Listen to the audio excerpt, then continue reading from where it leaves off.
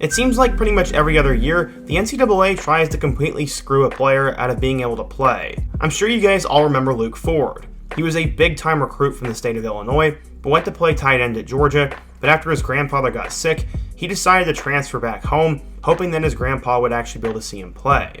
Unfortunately, the NCAA did not give him a waiver. He was told he'd have to sit out for the year, and I don't believe his grandfather ever saw him play. Meanwhile, a couple hundred miles away in Columbus, Ohio, Tate Martell was not happy with the quarterback from Mid-Ohio State, and for no actual reason, decided to transfer to Miami, and was approved. He would be able to suit up and compete in the fall for the Hurricanes, and this was one of the most outrageous stories we have seen in a long time in the NCAA. There have definitely been some instances since then, but now, the next big case has happened. That is the Devontae Walker case. Walker was originally a wide receiver at Kent State, and over the last 2 years has become one of the better players in the MAC. With his head coach leaving and his grandma being sick back home, he decided to transfer to nearby Power, North Carolina, in hopes to become one of Drake May's weapons and for his family to be able to see him play. In a world where players are sometimes transferring 3 to 4 times, Walker was just technically on his second transfer. I mean, he did originally go to NC Central, but the season was canceled due to everything going on in the world, so he never actually played.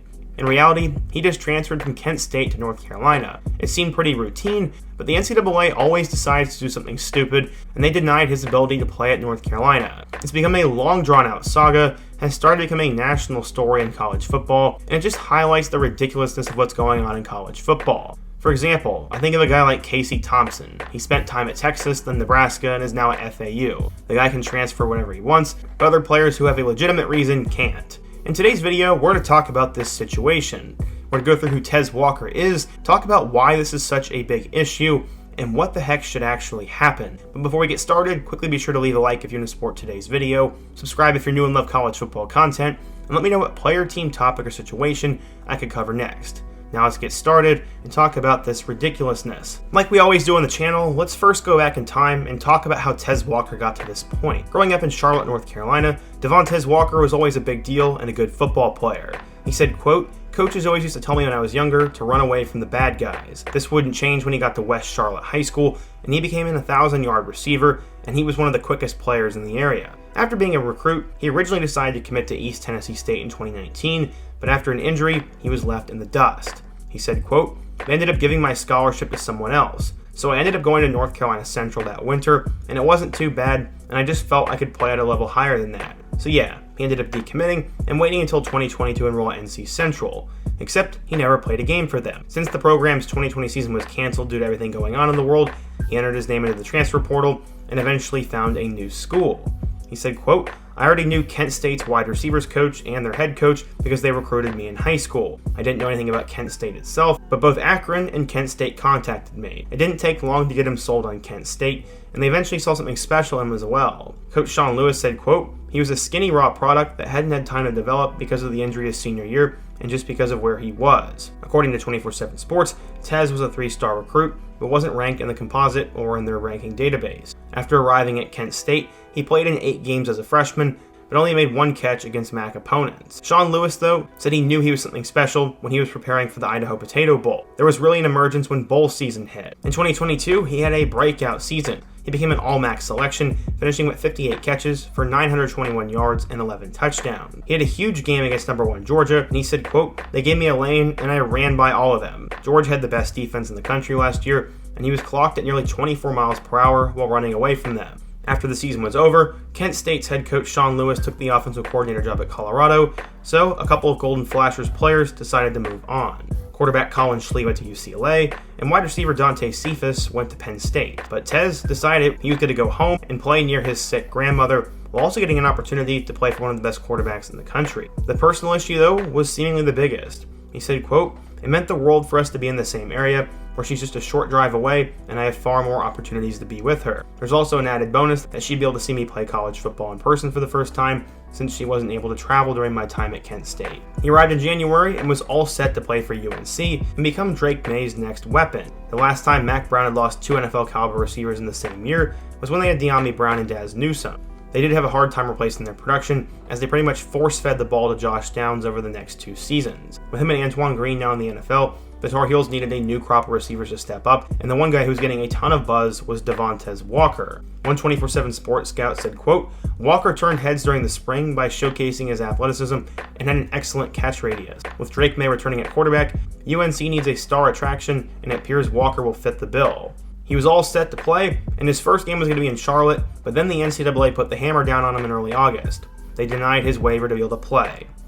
Mack Brown said, quote, "When he transferred, we thought it was an absolute no-brainer, because he fits every reason that a transfer should be eligible. And then we were really surprised when it was denied and very disappointed." Tez Walker's uncle remembers seeing an ESPN alert on his phone, and he said, quote, "It was really shocking. It was surprising and disappointing all at the same time. I don't understand how they can do something like that, especially after the process has already taken place. He's already down there, he's already started class, he's practicing, it's super crazy, and it's a bunch of emotions." The NCAA had stated that he had already transferred twice, but since he never did actually play or do anything at NC Central, did he really actually ever transfer? It was definitely sort of a gray area, but because the NCAA is ridiculously legalistic, they're deciding they want to make an example out of him, and said he transferred twice and denied his ability to play this year. It really just doesn't make any sense to me. They truly are just trying to make an example out of this because the transfer portal's gotten out of control, but I'm sure there's definitely a better example and someone else better to use for this than him. This really did hit deep with the team and his family.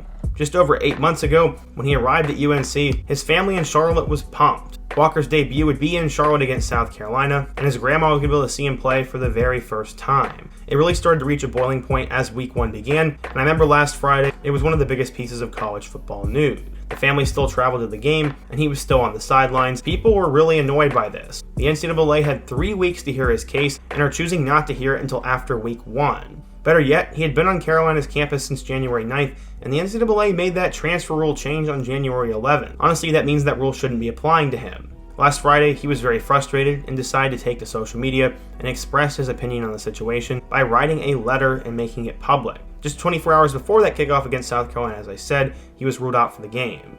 Mack Brown said, quote, "He's got 30 tickets for family members that were to come to his game. His live stream was to play at Carolina, to play at Panthers Stadium, and to not get to do so, I just broke down and I couldn't handle it." The North Carolina Tar Heels had an emotion-filled victory as they ended up winning 31-17 over the Gamecocks, and part of that definitely had to be for Tez. During the game, there were many people who were showing support for him, as quarterback Drake May wore a shirt, and Eric Church was even representing him during ESPN's College Game Day show. The situation has gotten ridiculous, and apparently there will be a meeting tomorrow to discuss this, but Mack Brown also had this to say. The NCAA says they're about helping kids, but all they've done is add to the very mental health issues Tez has been dealing with. These were the same issues that wanted to get him closer to home to begin with, and you can't say you're about helping kids and then show a total disregard for kids you're supposed to be helping. It's clear they're about the process and not about the people. As I've already said in the video, this is a very legalistic way of viewing things, and that is a major problem in today's society. The rest of the family right now is trying to keep Walker uplifted, and they said they're praying and hoping everything will just work out. Tomorrow there's going to be a meeting to discuss his case, and at this point I probably assume that they're going to overturn it and allow him to play because of all the national outcry,